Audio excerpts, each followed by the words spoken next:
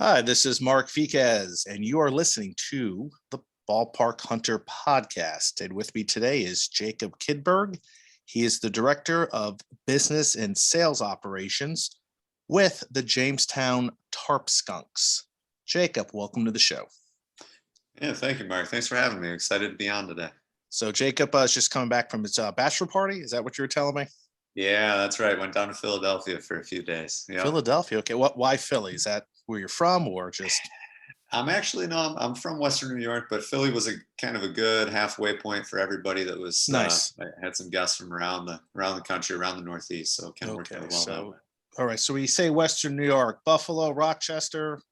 Actually, right from Jamestown. Right from Jamestown. Okay. Yes, absolutely. All right. Well, I'm glad you said Jamestown because that brings us up to the Jamestown Tarp Skunks. And it's a summer collegiate league. They were founded in 2020. They came up with this genius name to honor one of their former major league pitchers, Howard Emke, who pitched for the Philadelphia A's. Rocking the cap right here. And that's just by coincidence. I just realized that as I was writing this information down, and he started a tarp company. And so they took the name Tarp, and then they had some skunks that would hang out at the ballpark. So they said, let's call it the Tarp Skunks. So I think it's a genius name. I know you weren't with the organization when it started that, but now that you joined, what is the opinion of the Tarp Skunks name almost 2 years later after it was introduced? Yeah, sure. No, I mean, I love it. The community loves the name, kind of following the trend that you're seeing in minor league baseball and collegiate baseball of coming up with unique, kind of wild, out there names. And so we were able to both accomplish that, having that unique name, but also keeping it tied to the community.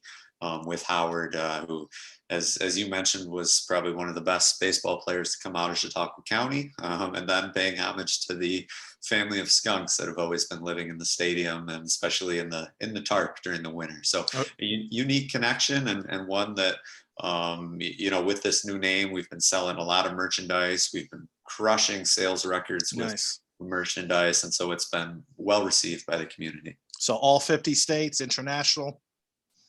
Yeah, we get a lot of collectors from around the country. We have had a few Canada, Mexico. We had a couple in Europe as well, just kind of really attaching themselves to the brand and wanting to get that merchandise and see what being a Tarp Skunk's all about and what that logo's like. So we've been could not have been more excited about the reception we've got from the logo.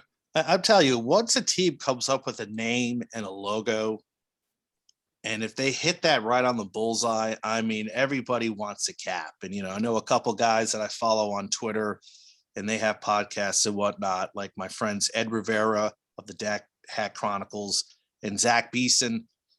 They buy hats.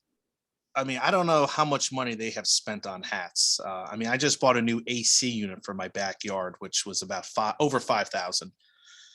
I am sure that's how much they've dropped on caps in the last, 5 years, $30 a cap, shipping and handling, 2 a week.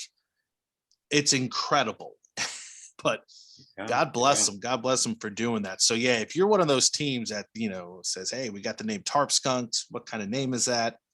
You got the right colors. You got the right look. Yeah. You're going to have people wearing your caps in Alaska, Hawaii, maybe even Mexico. If somebody thought about ordering it. So absolutely. And I'll have to, after this, we'll have to make sure we get a Tarp Skunks hat to those guys too, if they don't have one already. Yeah. The dad hats, which I'm not a fan of the dad hats just because of the way my head is shaped, but it's Mr. Ed Rivera. He's got a great podcast and he's he was in Cleveland. Now he's down in Raleigh, North Carolina. So he may have one.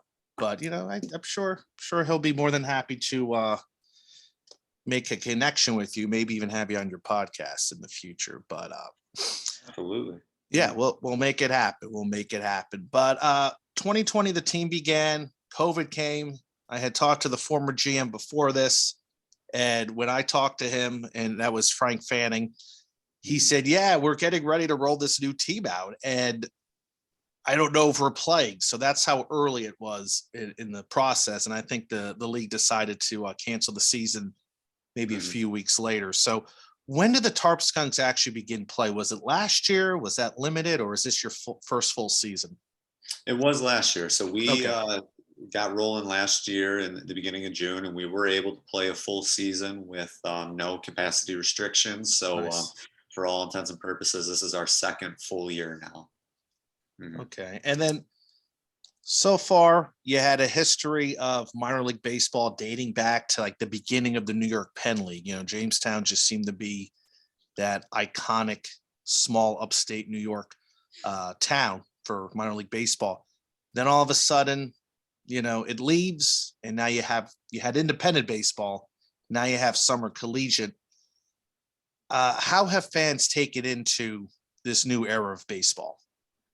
Yeah, you bring up the long history that we've had in Jamestown, and Huge. dating back to the new stadium at 1941, but going back even farther into the late 30s or late 20s, early 30s into 1941. But I grew up at the stadium. My dad and my brother, we were Okay. always down there. My brother and I were running around chasing foul balls all the time. So we kind of grew up with a baseball team in Jamestown, kind of being part of the fabric of the community. And I know a lot of kids my age, a lot of families felt the same way. So when we did unfortunately lose minor league baseball at the end of 2014, we were very fortunate to have collegiate baseball coming right in there in 2015. And I think the transition was a pretty smooth transition from the fans' perspective. I was fortunate enough to intern for the team that year, Oh, 2015. First year we were a collegiate team. And I think the community support was good. It was strong, just as it had been with the minor league before then. Over the last several years of that previous ownership group and the previous iteration of the franchise, attendance had started to wane a little bit. But in this, since last year, and with our new ownership group, we've really, I think, reinvigorated the fire and the intensity for baseball in Jamestown here, and doubled our attendance last year. We doubled our attendance over the average that it had been over the previous 4 seasons. We're tracking to beat that average attendance this year as well. So we're seeing kind of the community getting back involved, and a love for baseball was always there in Jamestown, and we just needed to come in there and kind of fan that flame a little bit. yeah, no, you're absolutely right. Jamestown definitely is one of those historic places for baseball, and the ballpark itself being around for as long as it has. So it's great to hear that fans are coming out because, I don't know if there was any kind of lesson you had to teach people to say, hey, I know we had minor league baseball, but these are talented kids that are coming into play. Some of them may make it to the major leagues one day. I don't know how was your audience there? Were they all about watching baseball, or were they that let's go out and have some fun, get some food, see some fireworks or promotions?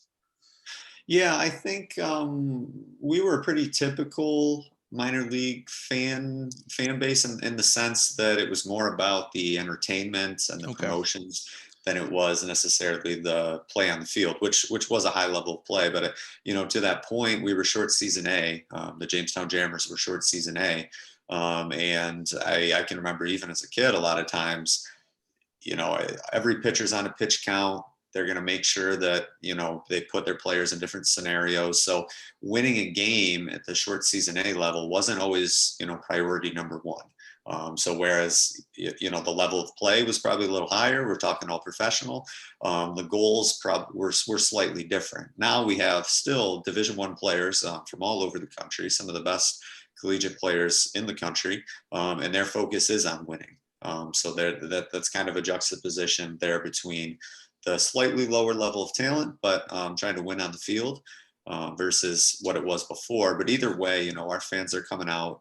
They're coming out for our promotion nights. They're coming out to have a good time with the family. And if there's some great baseball going on as well, that's perfect. But we as an organization are certainly trying to make sure that a night out at Dietrich Park is more than just the 9 innings of baseball on the field. Now, what are some of those promotions? Obviously, we know what they are, but anything different, anything that's kind of regional to Jamestown?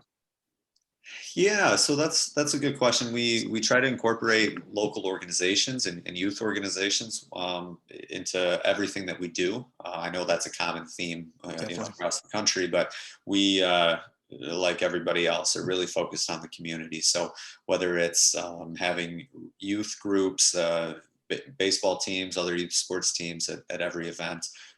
Doing different things, catch on the field, that sort of thing. Whether it's a local community member who's throwing out each one of our first pitches. If it's honoring one of our 40 local owners, we're very proud that we are locally Yes. owned by 40 community members. So if there's a way that we can honor them from time to time, we certainly do. A promotion we started just this year is bench coach for a game.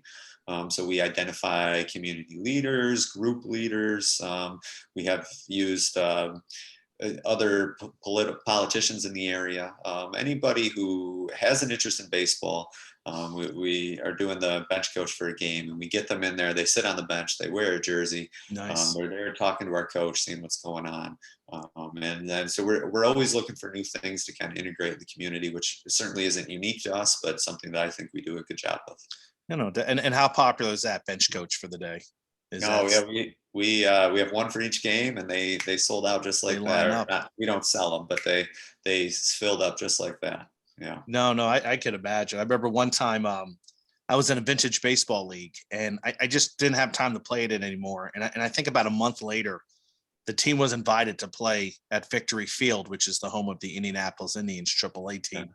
And I was Mhm. like, dang, I was 1 month away from playing on a minor league baseball field. Oh, Yeah, I yeah, just yeah. hung out there a little more. So yeah, anytime you can wear a uniform and get into the dugout, yeah, you feel that's like one of my fantasies, like one of my dreams. I like to say, hey, I played on a minor league field, even if I'm tossing the ball, like playing catch with somebody in between, after the game. Like that's what I would love to do. So it's Absolutely. so Mhm. you said you start off as an intern with the team, is that correct? I did, yeah, And then yep. worked your way up, or Yeah, or kind did of you? a circuitous route, but yes, did start in 2015 as an intern. I was still in school then. Was going to Robert Morris University, and outside of Pittsburgh, but home for the summer. Had an internship with them, and Nice. it was interesting. That gave me my first real taste of collegiate summer league and how that's maybe a little different than what I experienced when I was being the bat boy and the mascot for the Jammers back Oh when yeah. they were a minor league team. And that was a great learning curve for me. A great way to experience how this ownership group out of Milwaukee, who owned other minor league sports Yeah. and collegiate sports organizations, how they ran things. And I think that got me off on the right track. I then worked for the Erie Bayhawks. That's an NBA G League team, Oh yeah. formerly affiliated with the Atlanta Hawks. Now defunct. Atlanta Yeah. moved their team down to Birmingham, Alabama. But that I worked there for a few years, again on the business side of the operation, just kind of learning best practices. We got a lot of best practices from the NBA itself.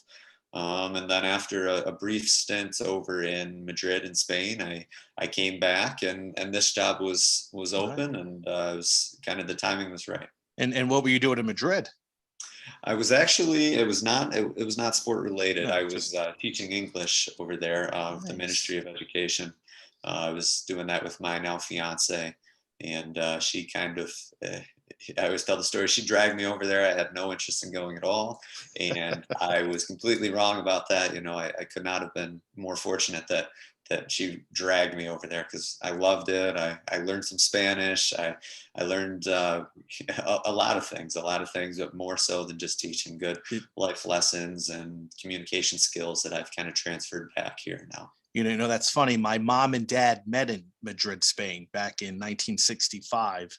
No Uh, kidding. yeah, she graduated, got her master's degrees, and said, I'm going to work abroad. So she was teaching English at an Air Force base in Madrid Wow. Okay. for 3 years. Met my father, who is from Costa Rica, hates baseball, by the way, doesn't understand the game. They met, and my mom was happy in Madrid. She wanted to stay there. She loved it. But my dad wanted to move back to the States because my mom was making more money than him. And he wanted to make more money than her. So he got a job with the airlines he got a job with Eastern Airlines in Newark.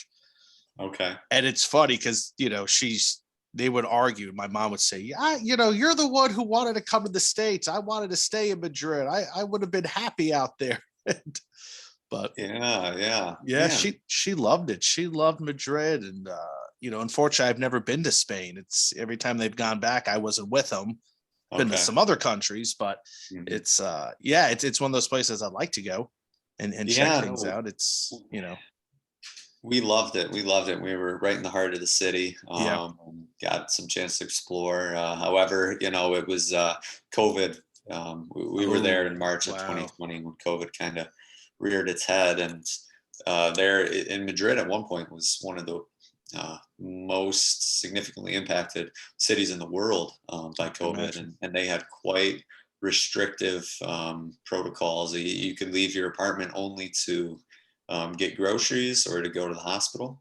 And that was it. We were in a pretty small apartment, kind of in the middle of the city, and so that was kind of it was a good test for the relationship. But I would say we made it through, and here we are. But it was a great time over there overall. Oh my goodness. Yeah. It's what'd you do when you're out in Madrid? I don't know. It was COVID. Didn't do much. Didn't see a soccer game. Didn't see any museums. Didn't get out to Barcelona or Toledo. Oh my goodness. Yeah. Well, so we did right at the end, we were able to go to Toledo and Segovia and did a little traveling before, but yeah, I mean, definitely cut it short a little bit, but still just a great time. No. Yeah. And you can always go back and visit those things. Now, is your fiance from Jamestown? She's from Angelica, New York, which was east of Jamestown, over by Olean, a small town. Okay, so she's in the area. All right. Well, as we talk about the Tarp Skunks, definitely like to hear more about a Dietrich Stadium, Dietrich Field. How's the experience there? Have there been any renovations? It's an older park, but it still has a lot of that charm that one would expect from a historic place. Absolutely. It is a historic stadium. Now, it opened, as I mentioned a little while ago, opened in 1941. Yep. And with the main grandstand seating just the same as it is today behind home plate, stretching from dugout to dugout. And more recently, in the 70s and 80s, there was bleachers added down the left field and right field sideline, or foul lines. Yes. And after that, in the early 2000s, there was another renovation, upgrading those bleachers, upgrading the lights and sound systems, upgrading with a new scoreboard as well. And so a lot of renovations have been made over the 80 years. But that being said, it still has a very historic feel to it. The grandstand is still the original grandstand. The lighting structures, these historic lighting structures, which you don't see often anymore, are still in place. That is one thing that stands out. Yeah. So there's a lot of, kind of mixing the old with the new, and it gives you that historic feel for sure. Yeah, and there's plenty of space to run around. It's not like one of these small little ballparks where you have tight concession areas.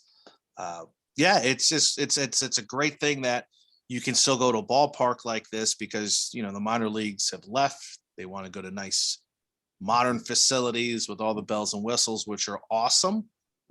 But I love going to an old ballpark. I love sitting in the old seats, covered grandstands. I love those lights. I was in Seguin, Texas. Their ballpark has those old towers. I mean, they're just so majestic to look at on a very clear night when the sky's getting a little dusky. It's gorgeous. It's like you wish you could just make a painting of that. It's just vividly wonderful. So great stuff to hear. And folks who want to check out some baseball, Jamestown is near Erie. It's about 90 minutes from Buffalo. I don't know how far, Olean, and there's some other ballparks in that neighborhood. You can sort of make like a little long weekend or week trip during the summer, and there's a lot of great things to do in that area. Now, I don't know if you can answer this, but when I went to Jamestown, I went there right before. I think I was there the last year affiliated baseball was there. And I drove down the street in Falconer, which I was told was not Falcon. It was, okay, messed that up a little bit. So I drove down the street and I see all these local barbecue guys grilling chicken and ribs. Are you familiar with that? Is that yes, absolutely. What is that called? Is because I've never seen that before. When you're driving down the street and you see just independent local operations selling barbecue, doing their own spin of barbecue, which I was never familiar with. Yeah, absolutely. So that's something that they do in the village of Faulkner in the summer, and kind of it's got that small town feel, kind of what you were mentioning earlier. And yeah, they do those barbecues on occasion. We've hosted some of those at the Nice. parking lot outside of our stadium before, and it's just a nice community feel, nice picnic, nice time. Selling that in independent vendors, as you mentioned. It's kind of, I don't know if unique to Jamestown and the Faulkner area, but something that we grew up with, and something we incorporate into our game day experience. I don't know if back then when you were there, if that was incorporated or not. I didn't see it at the game, but it was the next day. It was a Sunday, and I actually talked to one of the gentlemen, All American Barbecue and Catering. I can't think of his name right now. But I was like, what the heck is this going on? Because, I was going to stop at like a fast food place to get something to eat. And then I saw all these cars parked on the street and you just smell this barbecue. And it was maybe the third one that I saw. I thought the first one might have been, okay, maybe it's a church thing going on. Then I saw a second one. Then I saw a third one. And that's when I pulled over. And there was this giant pit. There was this giant grill that could be flipped over with chicken and ribs. And the gentleman came out and, he gave, I bought some chicken from him and it was amazing.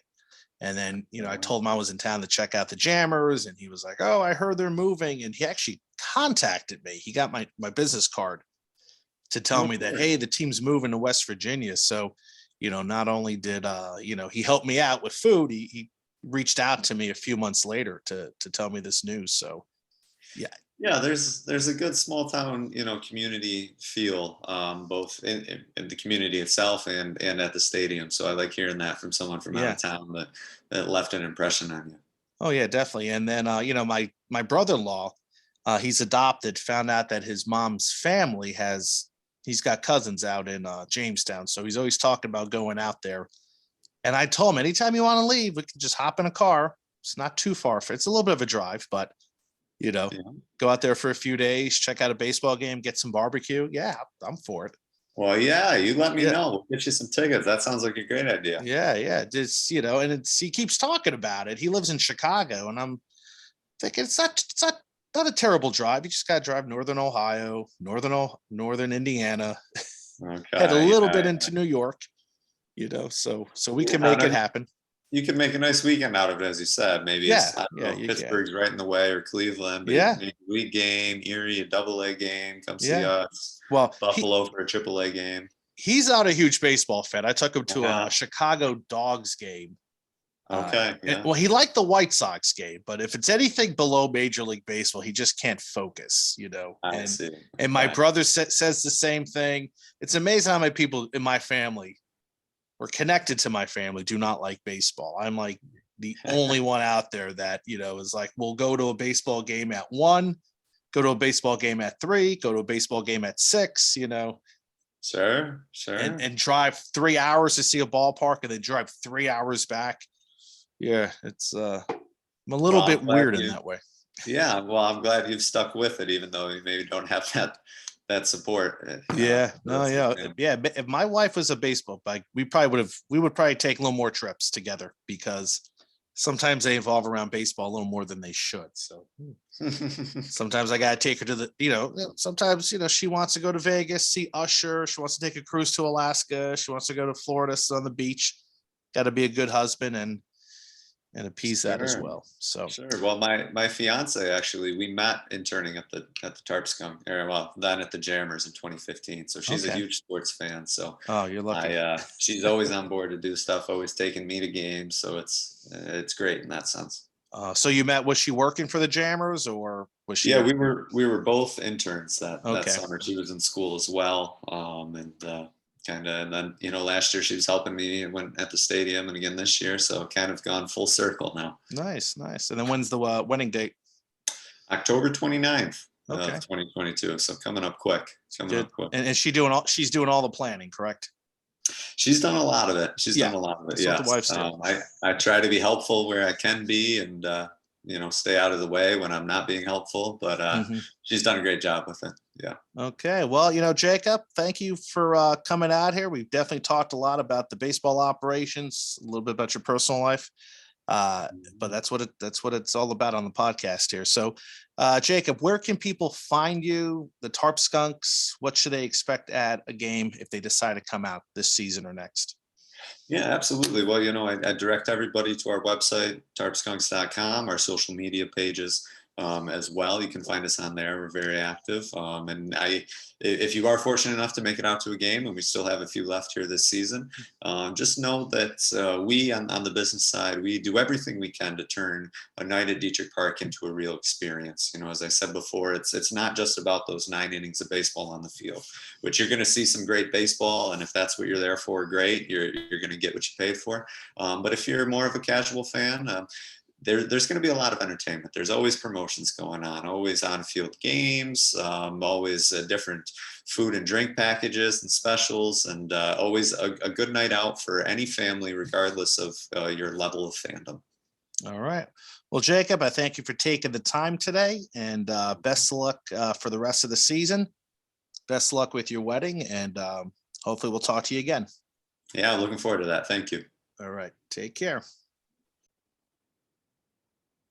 All right, that little tongue tied there. That was Jacob Kindberg of the Tarp Skunks, and I am on a pinch right here. I got less than a minute to go, so I want to thank him for coming on the show, and I want to thank you guys for listening. So this is Mark, the Ballpark Hunter, saying goodbye. Take care. Good night.